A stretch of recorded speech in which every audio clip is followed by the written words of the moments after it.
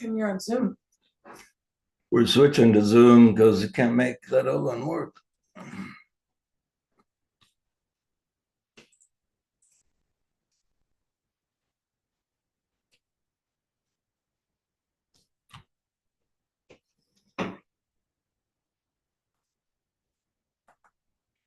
Um, shall I send the link to Sandy too?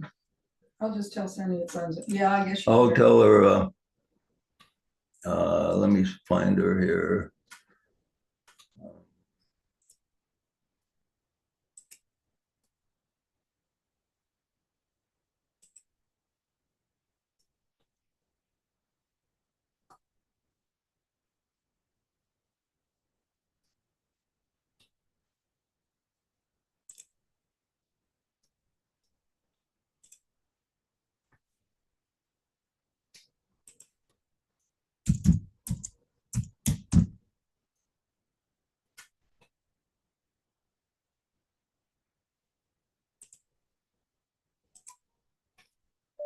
They're switching platforms to Zoom. Tell her I just messaged her the Zoom link. Messaged you the Zoom link.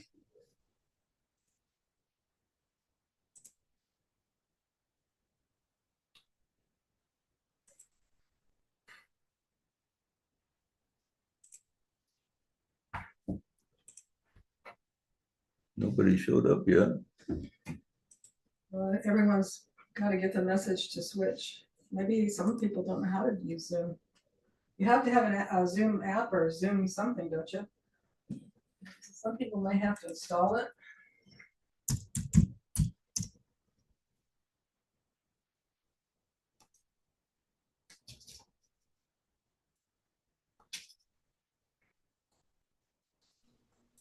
Hello. Can you hear me? Yeah. Can you hear me? Yeah. I can finally hear you. What kind of esoteric program you got there anyway? Way too esoteric, I guess. Yeah, Sandy couldn't figure it out, and I couldn't figure it out, and Artie couldn't figure it out. It's all good. I'll make sure that we can do it on Zoom, probably my Zoom next time, and then we can maybe record it so I can put it on my YouTube channel. But is there a link where I can share this to the Heal platform so that way everyone can jump on real quick? Just copy that link I sent you, and Oh yeah, that's right. and then just send it to them. Yeah. Okay, cool. I just sent it to Sandy, so she'll probably be joining us. Yeah, matter of fact, she's here right now. Okay. I'm here. I see her. Hey, how are you doing? Good. Hi, Joe. Hi, good to see you. Hey, thanks. Everybody's got good cameras, it looks like. Everybody's nice and clear. Yeah, give me 1 second and then I'll try to get everyone on here.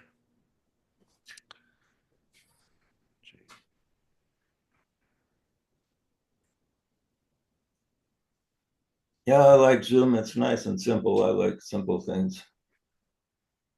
Yeah, sorry for all the confusion.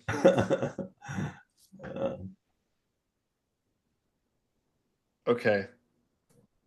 All right. I think we're good to go. So, did you want to record this? And I'm recording it now. Okay, great. Okay.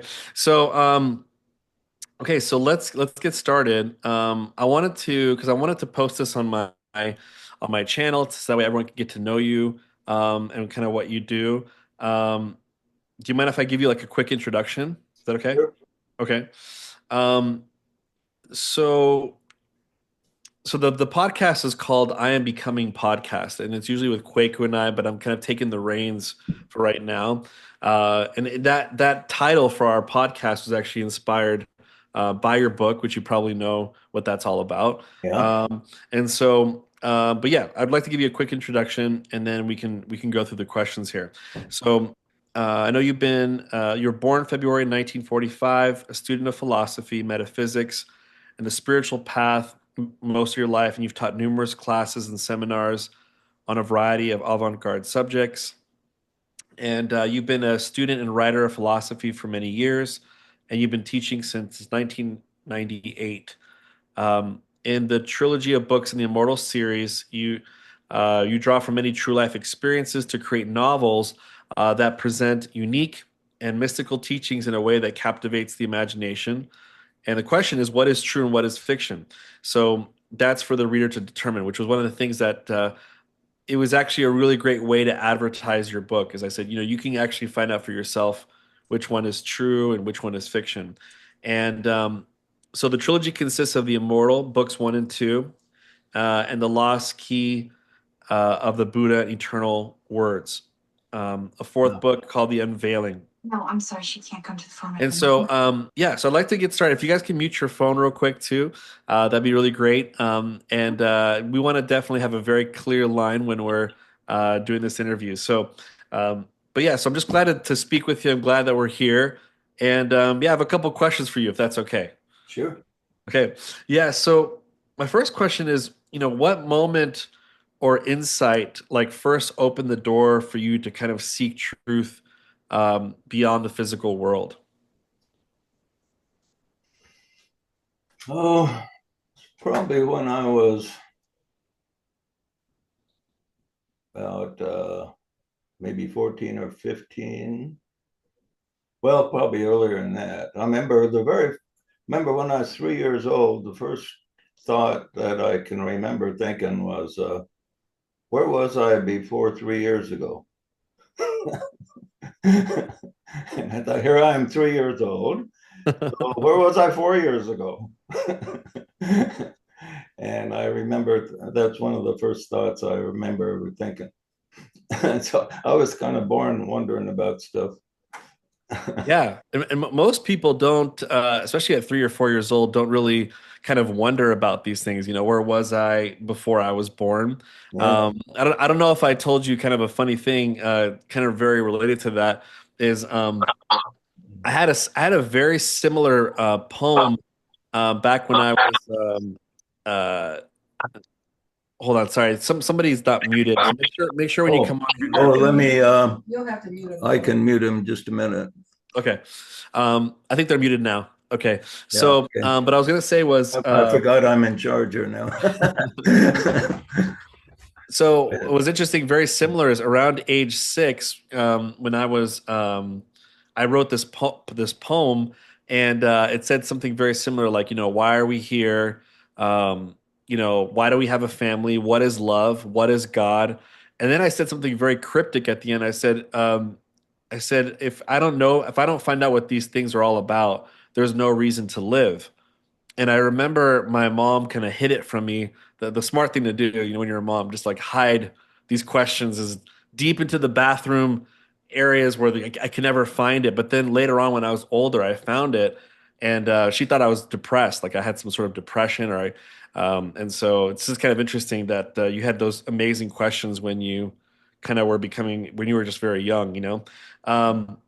I was kind of curious, who do you think from your mom or your dad's side?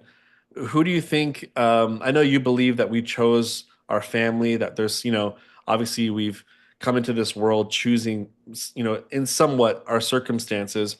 But who do you think, was it your mom or your dad that maybe might have been more pro your opening of your mind?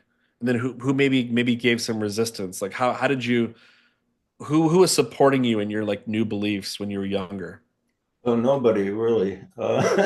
Neither my mom or dad thought much like me, but they were both stimulating in a number of ways. My dad was very adventuresome and creative, and was always coming up with new ideas how to make a million. And he come very close a couple of times and had spectacular failures.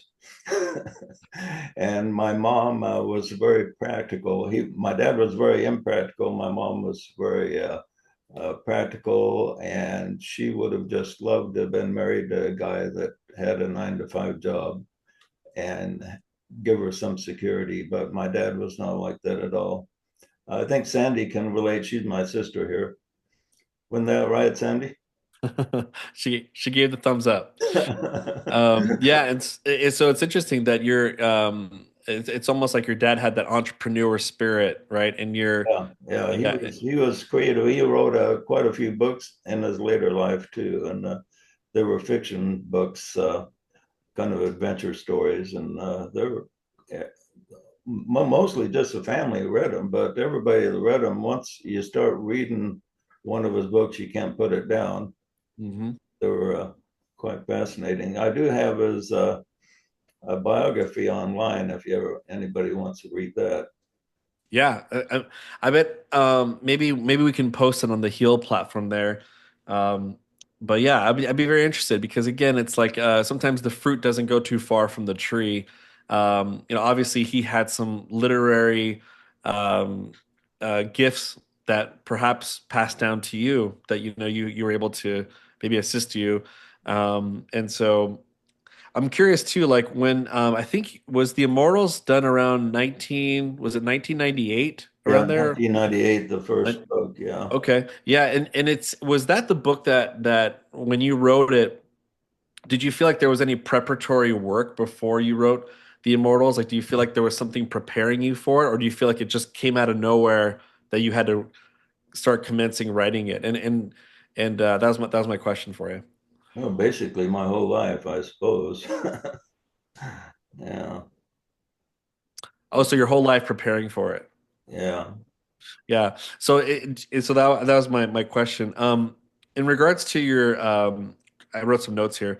To your core philosophy, like evolving over, has your core philosophy kind of evolved over time, or has it kind of remained consistent through all your teachings and writings, or do you feel like it's evolving?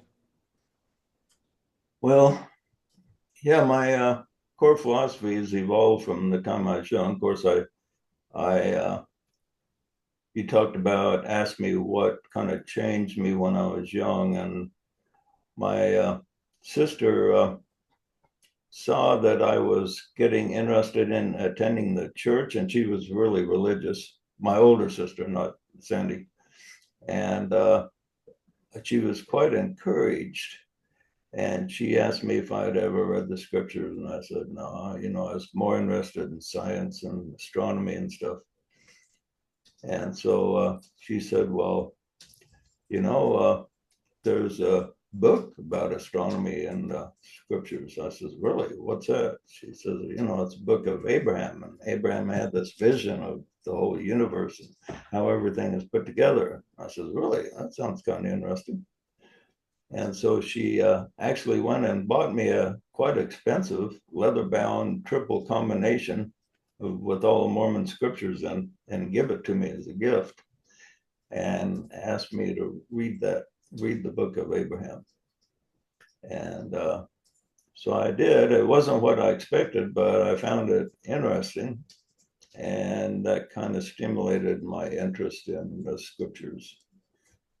Yeah, I didn't know that was your that's a good like the starting point because I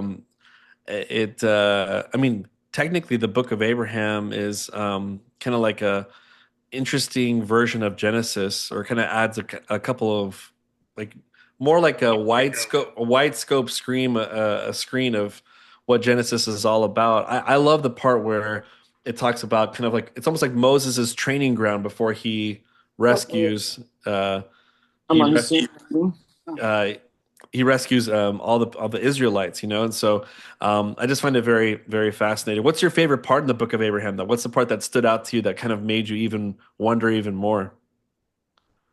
Well, he saw how everything worked, and he saw the kolob, which was nearest to the presence of God, and when I read that, I thought, boy, that would be great to have a vision like that, to be able to see how everything's put together. Yeah, I think it was great, and I think my favorite teaching too is kind of like Moses. I think got into discernment about what it feels like to be in the presence of God, and what it feels like to be in the presence of Satan. Like there's a big contrast, and he could almost see him for who he really is because the he was able to witness God um, as in part of his training, And so I thought that was kind of a beautiful thing. Like I wish we could all go through something where we can have very strong discernment between evil and righteousness, and evil or the spirit of God. And it seems like he got that. Um, what was the most difficult truth that you've had to accept on your spiritual journey? Like, what's the most difficult truth that you're like, man, this is a tough chew to swallow, a tough pill to swallow. And like, how did it kind of like transform you? Well, it's probably reincarnation because I remember when I was just 12, I started a bit think about the fairness of life. Like, yeah, I thought it doesn't seem fair if a person dies when they're just a kid. They never get a chance to get married or live a full life or have that experience. I thought it doesn't seem right. And then the next door neighbor was visiting with my mom just right around the time I was thinking that. And she was telling her about this book she was reading called The Search for Bridie Murphy. And it involved, she was regressed and taken back and remembered past lifetimes. And I thought, that's the answer. Everybody gets a chance because you get many lifetimes. And then couple of years after that, I started getting active in the church, and somehow, I don't know how the bishop got wind of it, but he got wind that I believed in reincarnation, and he called me in his office, and he says, "Understand you believe in heaven? There's more than one life." I must have told somebody, I guess, I don't know. And I says, "Yeah, is there a problem?" And he says, "Well, no, that's the doctrine of the devil." I says, "Really?" I says, "Is there anything in the scriptures about it?" And he read me the scripture in Hebrew. It says, "Is given one life to live, and after this, the judgment." And he says, "There it is in black and white. You got just got one life." And I looked at it and I said, "Well, that does seem to say that, all right." So I went along with the regular belief there for quite a few years until I was about 25 and had several experiences that changed my mind. One that led me was I got interested in doing. I was interested in hypnosis, and I began regressing people clear back to the day that they were born, and so I found that quite interesting. Come up with some interesting details. For instance, a person can't really see hardly at all right after they're born. They have to learn to see. It takes a couple of weeks for them to learn to see very much. Just for a sideline there. But anyway, I was about, I don't know, about 24 or something like that. And I was invited, we were all invited to go to this fireside after church. And that was hosted by a young couple, young married couple there. And so me and my, the data head at the time attended this fireside. And everybody was just kind of hanging out. Nobody seemed to have much planned. So I said to the group, I can take people back to the day that they're born if somebody wants to volunteer. And the lady that was hosting the meeting said, "Yeah, I'll volunteer."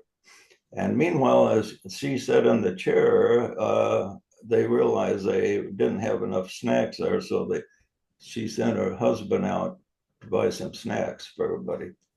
So he took off, and as he was gone, I regressed her and took her back to the day that she was born.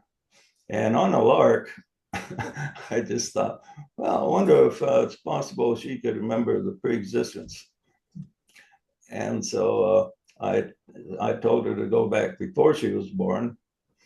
And instead of going back to some heavenly pre-existence, she went back to the days of the Roman Empire and described it. And she said she was married to a Roman senator named Marcus Aurelius, who apparently wasn't the emperor, but he was somebody named after the emperor. that was in the Roman Senate. And she said that he, in that lifetime, he was sent off to battle and he died in battle. And then I took her back farther, and she went back to really a primitive time where kind of caveman type existence, and had totally different type of animals and stuff back there. And so anyway, I took her back to the present. And right after I took her back to the present, her husband comes in with these snacks because he's been gone all this time. And she says, everybody in the group says, take him back, see what he says. I says, okay. So I put him in the chair and I took him back and I says, what is your name? He says, Marcus Aurelius, I'm a Roman senator. You should have seen everybody in the crowd, their jaws just dropped. And they're all freaked out right there. Yeah, and he said he died in battle. He gave the exact same story that she gave. And he also went back to the days of kind of the caveman primitive time and give the same description. And then after I brought him back to the present, I asked, did you guys seem familiar to each other when you first met? And they said, yeah, we got engaged a week or two after we first met. You know, we just knew we were supposed to be together again. And so anyway, everybody in the group was really upset. Several said, boy, this shakes my testimony. And so I actually defended it at the time. I said, well, you know, there might be some racial memory thing involved here or something like that. You know, you just never know. And so I tried to soothe everybody's testimony. Yeah, I think that was you're such a good friend at the party to kind of maintain people's testimony. But I feel like it's interesting because, when it comes to church and things like that, I noticed that based on your experiences is kind of what brings you into the church, based on your revelations you receive, and I feel like when there's no better way to, learn about religion than sort of experience theophanies or experience what religion's all about. I remember somewhere in a book I read something that said, like, are we supposed to eat the same fruit that prophets used to eat before, like almost like rotten fruit because it's just been a while? It's almost like, are we supposed to just read about visions but we don't experience them? Is that what we're supposed to base our testimony on? But what I love about regression hypnotherapy is that it's your own experience that no one can take away from you. And I was a very skeptical person too. I thought, for example, a couple of things. There were two theories that I had. One was, is it possible that somebody in your inherited line postulated inside your body and gave you sort of a briefing of what they experienced? So that was one. The second one was, maybe an entity in spirit prison or spirit paradise came into your body again to relive an experience through you, But then when it comes to your story, JJ, being at this, fireside area, you can see that these were two soulmates rekindled over and over again, which I feel like there's a book by a famous regression hypnotherapist. Who's the most famous one? I'm trying to remember his name. The something, many lives, many masters. Yeah. He talks about there's one book that says, like, there is only love, and it talks about how soulmates kept reuniting in multiple lives over and over again. And so I don't know. I feel, what is your thought on that? I feel like when you learn about something new, why not test it? If there's something that kind of shakes you a little bit, put it to the test, make an experiment on it. And I think you'll be surprised that there's just more information out there. What are your thoughts on that? Well, yeah, you have to test things out. Like that didn't convince me there was reincarnation yet. That was the first really major proof that I had, because I was, at that time, I was really into the church and felt like all the standard doctrines were pretty much absolute. And so that was the first witness I got. But I had evidence after evidence until I finally had a powerful experience that proved beyond any doubt to me that there was reincarnation. And when that moment of realization come, I thought, man, I've got to re-examine my whole belief system now, because this if there's reincarnation, that means all kinds of standard orthodox beliefs that I've had are either going to be completely revamped or tweaked. Right. That's that. So that was it was quite difficult for me to accept it, even. And I, like I said, I had quite a few evidence, and a lot of the evidence I had for. I just started doing a number of regressions after that, and I'll tell you another one I did that was interesting. My friend Wayne from the book and I were dating these girls, and we asked them if they wanted to be hypnotized. And I hypnotized my date and took her back to, and she lived in England. But the interesting part, she lived in England in an area that I served as a missionary. And in England, there's about a half a dozen different accents in different parts of England. The James Bond is more the Southern English accent, but in the North, their accent is quite a bit different. They talk a lot faster. And but anyway, she when I took her back, she spoke in a perfect North English accent. And I thought, wow, that's pretty amazing. You know, how would she know the North English accent, which just hardly any, probably hardly any Americans even are aware of, you know. So that was an interesting little evidence I had, you know. But Was that after your tipping point where you already believed it, or was that no, that on the was journey of that it? was before my tipping point. Yeah, because I know there comes a point where you can never. There's a saying where it says once your mind expands, it can never go back. You can't, retract. And I think there's a lot of truth in that. Kind of like you can't once you've done regression for others and you've done regression for yourself. I think you just can't go back to an old form of doctrine you used to believe. But I think one of the things that I find like so I sometimes like to say so what when I hear about regression hypnotherapy, one of my questions was just so what, but I realized that there's a lot of phobias that people are dealing with in this world that they don't know where it came from, and it makes no sense in their lifetime why they have that. Also, if for some reason I'm working with someone energetically doing energy medicine and it just seems like they keep falling into the same hole, I wonder sometimes, I'm like, did you fall into this type of karmic life that you have to deal with this? And that it's beyond anybody assisting you. You have to kind of come to your spiritual lesson by yourself. But I feel like it's a big comfort to those people who sometimes can fall victim to life circumstances. Technically, if you believe in reincarnation and choosing your playing grounds, there's no such thing as a victim anymore. It's just the problem that your conscious brain doesn't want to suffer, but your soul wants to grow. That's the conundrum, right? Have Well, you thought yeah, about? you know, if there's one life, so life isn't fair. Matter of fact, when I was young, everybody used to say life is fair. And then somebody just out of the blue, I heard, I don't know who it was, says, you know, life isn't fair.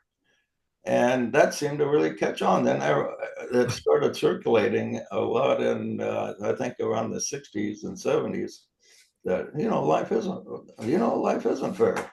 We just have to accept that life is not fair. But if there is reincarnation, then life can be 100% fair because everybody gets a chance to do everything their heart desires. Yeah, that's interesting. So I have this. I don't know if I've ever shown you my arm, but I have this this Yeah. this tattoo here, because I'm just such a rebel, such a rebel to this world. I'm a menace to society. So I wanted to, just like add some cherry on top. But anyway, what's interesting about this is that the reason why I got this is because I went to a palm reader. Now I've been Catholic my whole life, or half my life.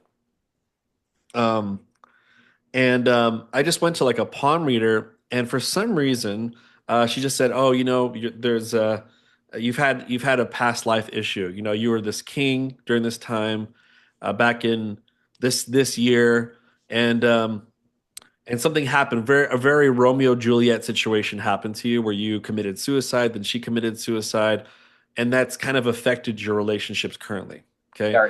And I remember just saying to myself, like, for some reason at that time when I think I was like 16 or 17, I didn't really question it. I just kind of like, okay, that's just interesting. I'm not going to deny it, but I kind of put it on a shelf. And that's what I tell a lot of clients and friends is like, if something's too heavy, kind of put it on a shelf, and then kind of Yeah. ponder about it, Yeah. And anyway, long story short is I went into the attic where we're cleaning up my mother's house, and it's crazy. We found a this sort of like crest, my family crest, and in there was somebody that had my exact name back in the 1700s. I don't know if it was the exact date that she said, but there was a king that lived in Spain with my name, and it was back in that time. So I put a tattoo of a scarab, which is a symbolism for reincarnation, and I put two Chinese symbols on there that basically mean going from one body to another body. And I've always kept it on me, and it didn't mean it at the time. I said this is just a very interesting concept, and I just left it on my arm. But I didn't know 15 years later that it would kind of come back to haunt me. Yeah. So it's just interesting. But anyway, so I have a couple more questions here. I know everyone, and if anyone has any questions below, feel free to. Oh, Brian Weiss. Of course, someone's gonna let me know. Brian Weiss is the author. Brian Weiss, yeah. Okay, so Quite a few books. yeah, he has some amazing books. So um, okay, so the Immortal series. I want to talk a little bit about that. And if anyone has any questions, feel free to comment below. I'd love to take in your questions, and maybe I'll ask you. But the Immortal series blends kind of true life experience with like mystical fiction.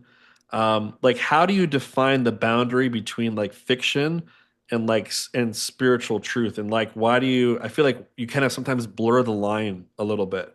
But curious to see like, how do you define that boundary between fiction and spiritual truth? Well, the way I wrote the books was the four books. Keep in mind the first two are published in one volume. Was with the idea that the teachings in it would be true to the best of my ability, and all my other writings are pretty much the same way. They just put forth teachings to the best of my ability to be true. But to make an interesting story, I had to take to add some fiction in there to make everything work out, to make the story as interesting as possible. And in the story, I put many incidents from my own life, but with the altered timeline and circumstances. And so when you read the book, you will not know for sure, unless you get some revelation, that how close to the truth each one of the occurrences actually were. Right. I was trying to. I wish I could just talk to your wife, go through every single page, and just say, okay, so did he get bit by the dog, and was he running in the nude? Like, Yeah, I that just want was to the know, first. did that really happen? The most common questions of those who read the first book was, "Did you really see John? And did you really run through the streets of Boise naked?" Yeah, because that's. But again, the way that you write the description of things that happen to you are very, very plausible in the physical realm. Like there's certain, like, you know, someone getting upset at you while you're running, on a date. Is it possible? Very possible. A dog attacking you, very possible. So again, it's just interesting. I wish I could, again, I wish I could pull her aside and be like, okay, we're gonna go through every single page here. I need you to be sort of like the detector and see what's true. Um, But most of the people who read the book figure I got some inspiration from somewhere. yeah, definitely. And that's kind of like, Almost all except I had a couple hardened atheists read it, and they don't accept anything. but right. but people with but almost everybody that reads it really feels there's a lot of truth there, but sorting out the truth from the fiction is difficult for them, but they want to believe. Right. And then is it true also too in the books that there's I know um that Artie plays in your books, but uh I'll ask this question. Have I met your friend that you used to meet at Denny's for when you talk philosophy? Have I met him before? You mean Wayne in the book? Yeah, Wayne, yeah. Yeah, Have I Wayne met him? died a few years ago, but Oh, in fact, for the first 5 years of the gatherings, we had everybody uh, began to conclude that Wayne must be a fictional character, and then at the Sun Valley gathering, he shows up, and he's was just like he was portrayed in the book. So that threw everybody for a loop there. And yeah, that's interesting because when I was reading it, like I somehow heard Curtis's voice in the back. Just like I don't know, I just because I'm like Curtis would ask a question like this. Curtis would test the boundaries and like this, and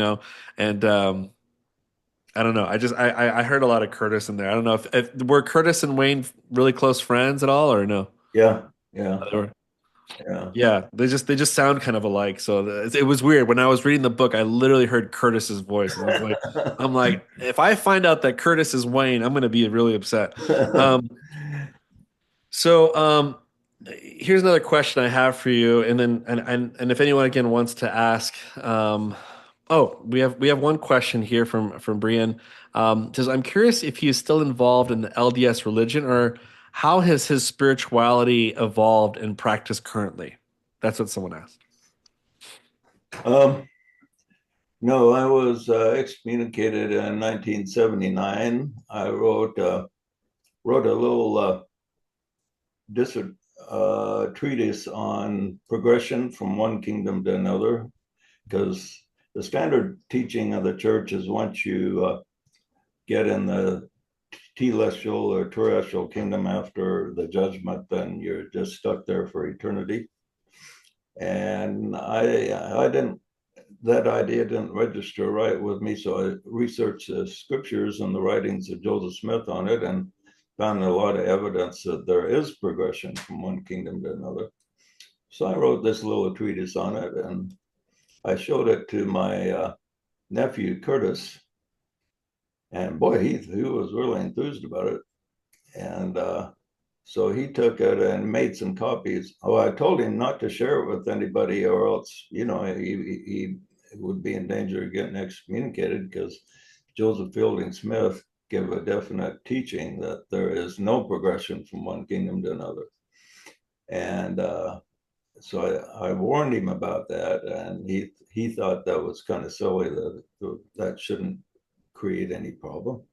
So he made photocopies of it and Of course, of handed out course. copies in his own ward. Yeah. And later he was called in and relieved of all of his duties, and they had scheduled a trial for him before the High Council, 3 days, give him 3 days to prepare. And he calls me up and says, you got to come down here and help me out here. You got to testify on my behalf, because the only people that can testify on me by my behalf is people that are good members of the church. And I says, well, if I testify on your behalf, they'll excommunicate me too. And he says, well, you got me into this, so you got to get me out. I says, well, yeah, there's not much getting out right now, I guess.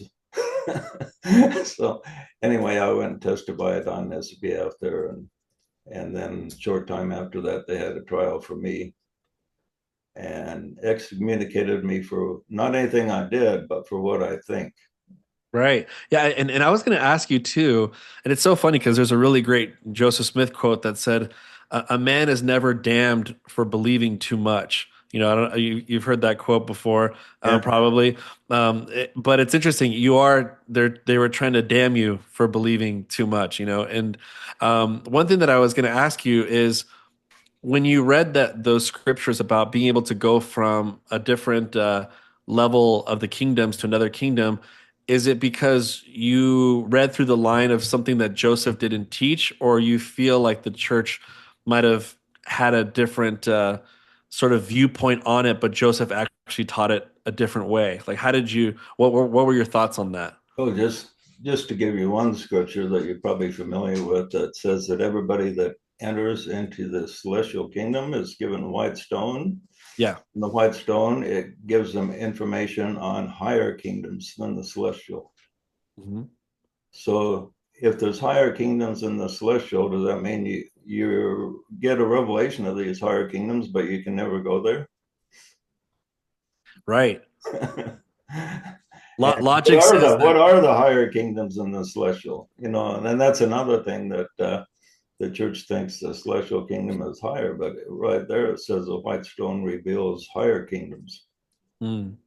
And also, that's a really good point. But also too, if if reincarnation is the plan of salvation in its totality, then why would you spend all this time changing bodies on Earth, but then you go to a room where you can only go to a certain point? It just, that doesn't make sense to me. I feel like there'd be still room to continue growing. And another thing, the Mormon temple ceremonies, I know they've changed them a bit, but when I went through, you progress from, you start out in the telestial kingdom, and you're told this, brothers and sisters, this is a telestial kingdom, the earth whereon now you presently reside. Okay, so we are in the telestial kingdom right now. Right. And so the temple ceremonies tells us how we progress from this earth to higher spheres, the terrestrial, to eventually the celestial, and then you're eventually given a white stone to reveal the path to even higher kingdoms. Yeah, and I think It's that, called eternal progression. yeah, it makes a lot of sense to me. Again, I I remember too, I'll share one more thing that kind of just sat with me wrong a little bit, and then we'll move to something else here. But I remember how I was being taught. I think there was just this one gospel teaching about the person that would be the forerunner to Jesus Christ, which was John the Baptist. You know, and then in that teaching they talked about the spirit of Elijah.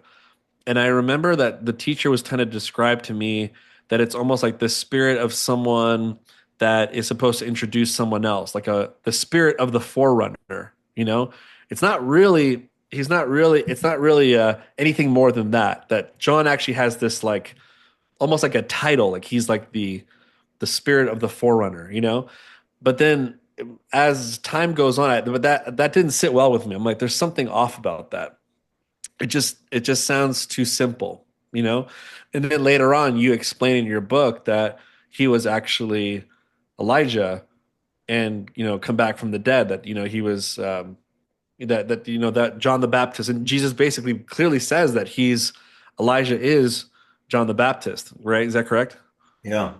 Yeah, and so again, like that makes more sense to me than just like someone having sort of like there's the spirit of the party guy, like he parties all the time, it just that didn't make sense to me.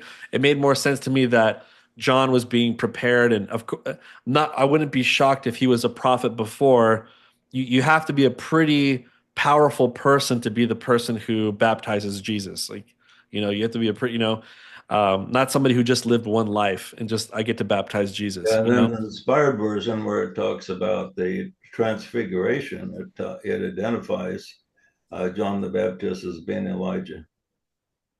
Yeah, exactly. Version. Yeah, that is really interesting. Okay, someone said here, I know I'm only on chapter 10. I'm getting the impression that you are teaching principles. If so, how many principles are there in total? That's what M wrote. Well, I've written a book called 101 Principles, and it's free online if you want to check it out. Okay. But there's more principles than that. I've considered writing a sequel, but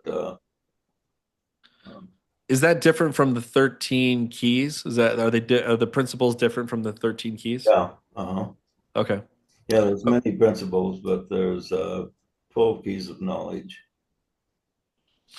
Okay. Okay. Just two more questions, and I think we'll call it a day. And again, thank you for that. And the person who just asked that said, "That's awesome. Thank you." Okay. So also, if they go to freeread.com, you can access all kinds of my writings there. That's is it free read or free reads, like plural? Singular.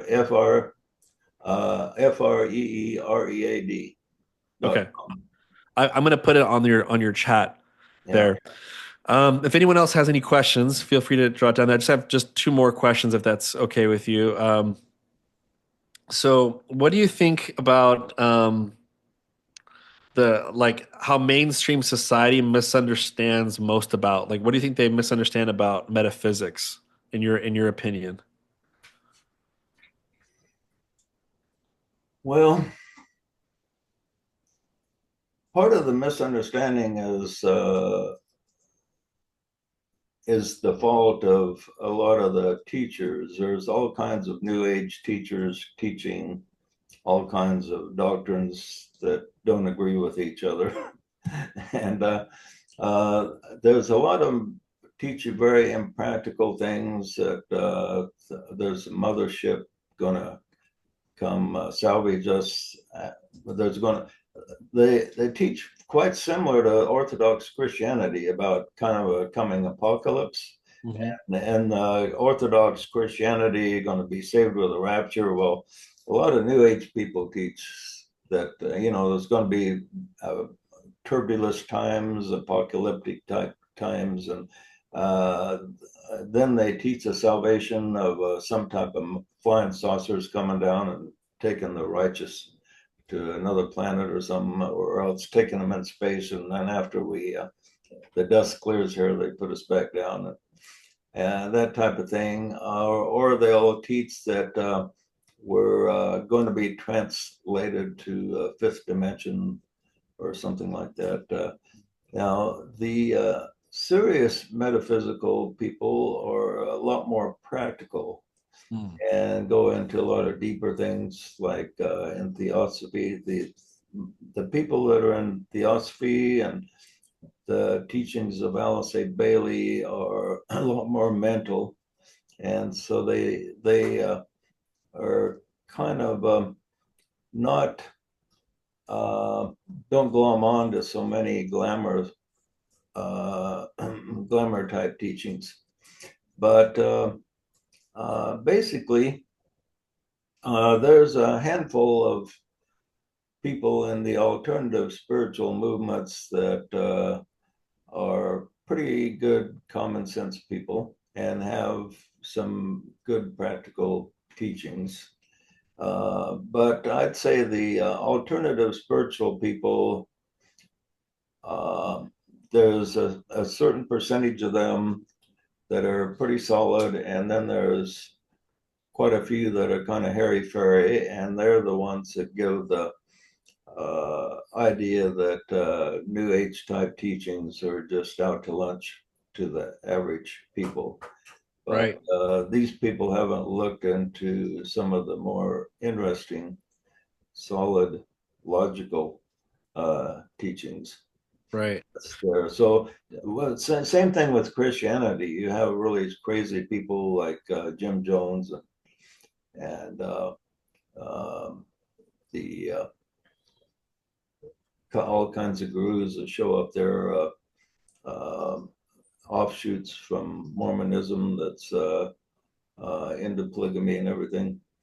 And yeah, a lot of crazy people in every belief system. But in every belief system, there's also good things to be found. Right.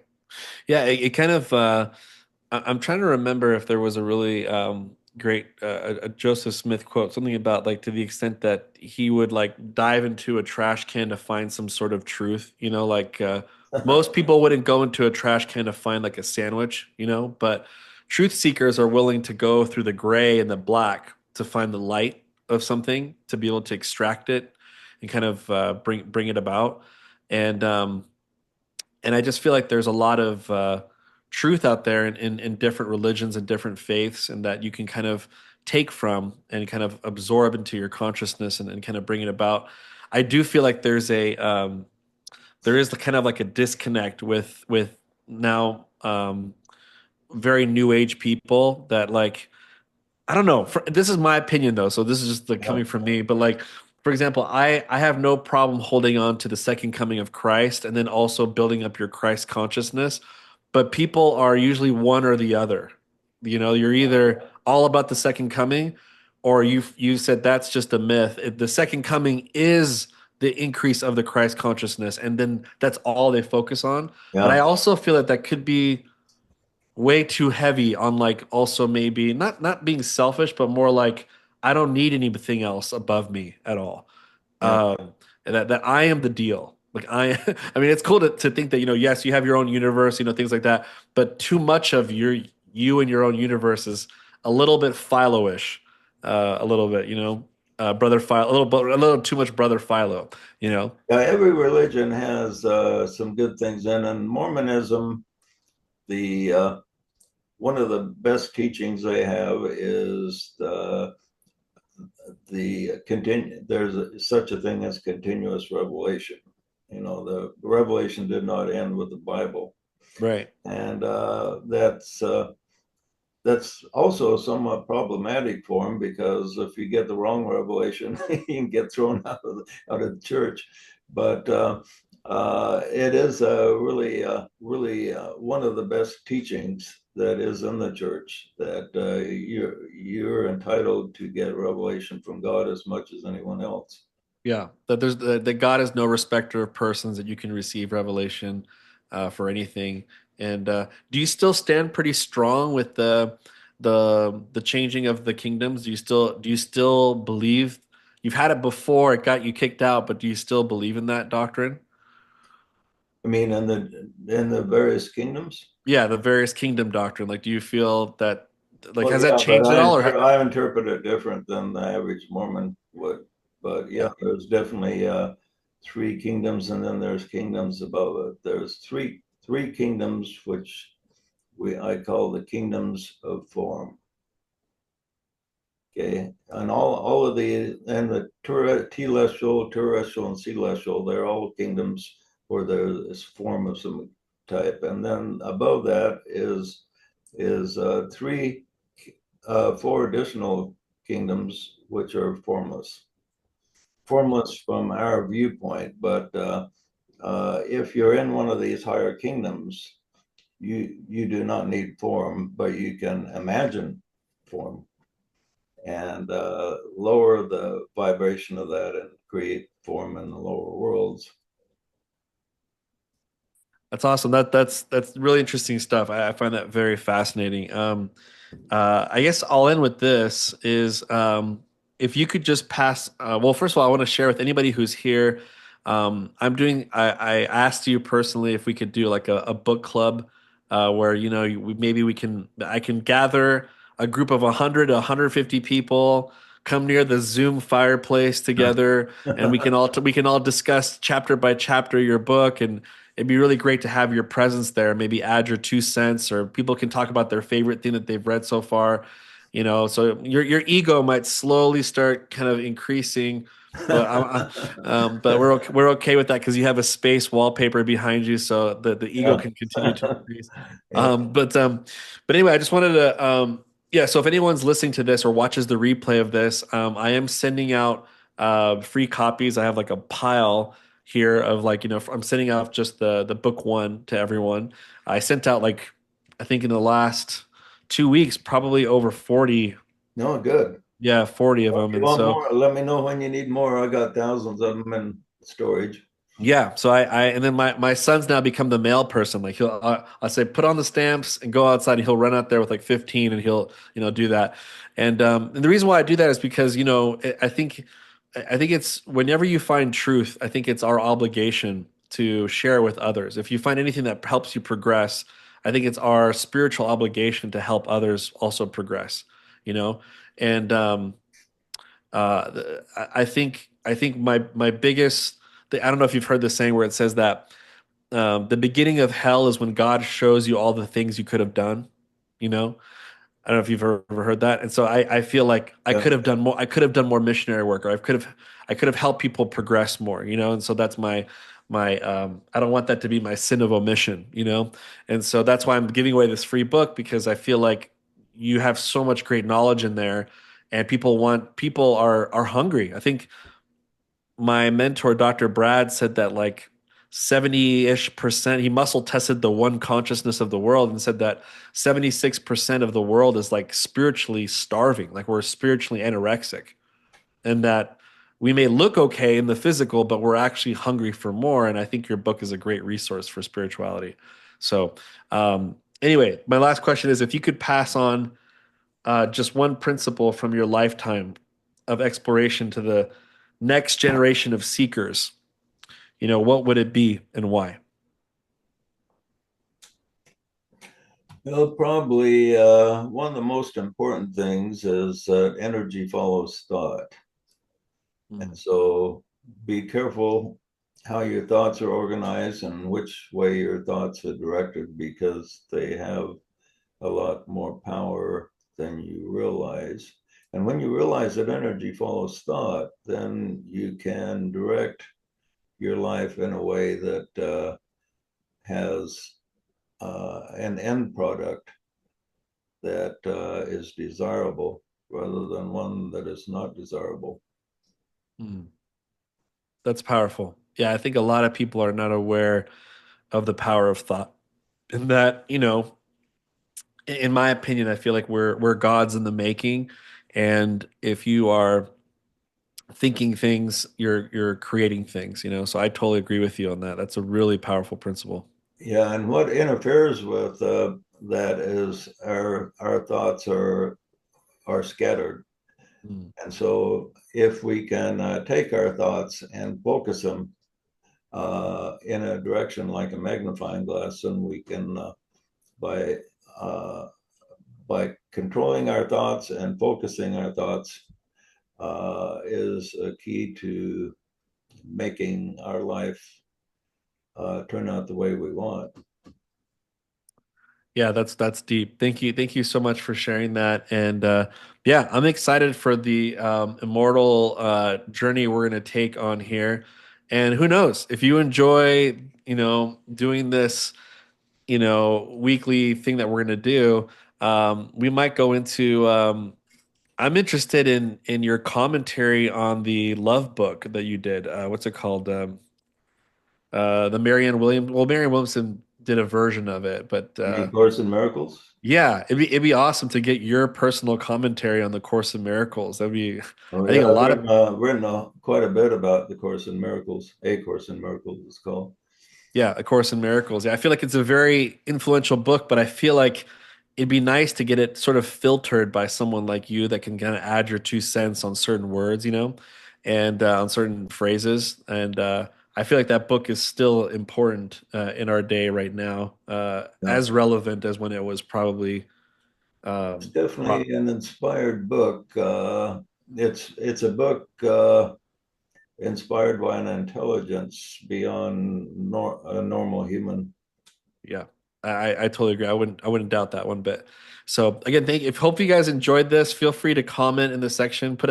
put a happy face if you enjoyed this interview. And if you didn't enjoy this interview, then what are you doing in your life? I'm just joking, but I'm just joking. But no, I definitely like getting to know you more, JJ. I know you do your Sunday events, and I try to attend as much as I can, and I love a lot of the principles you're teaching, and I feel like more people should know about it.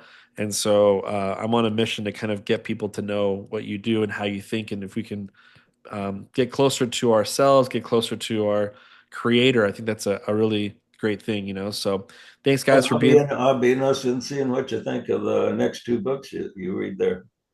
Yeah, You have copies, don't you? The Lost Key. yeah, I'm already on book 3, and we're talking to the future self of your wife. Oh, yeah.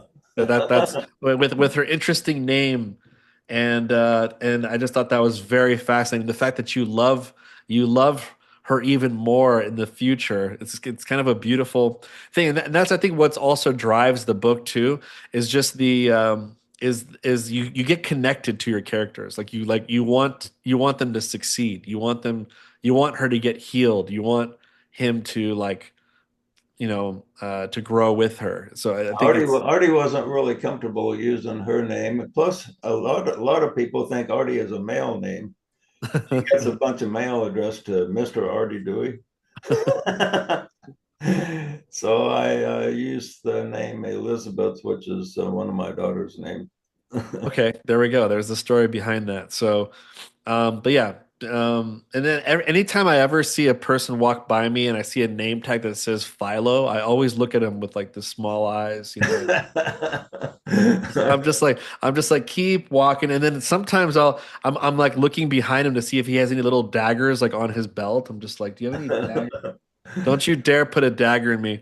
Anyway, but some people are saying, "What the heck are you talking about?" But I've taken a lot of notes, so you will hear me when we come up with the different chapters. There's certain things I need to bring up because I'm like, this is some fascinating stuff. But thanks again for your time. I hope everyone gained some value from this. I know you did.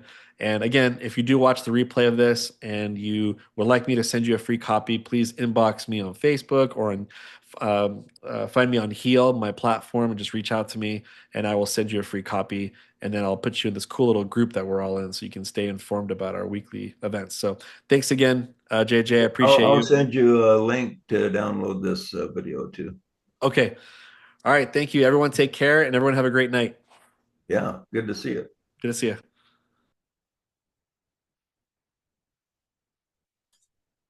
Have you signed off?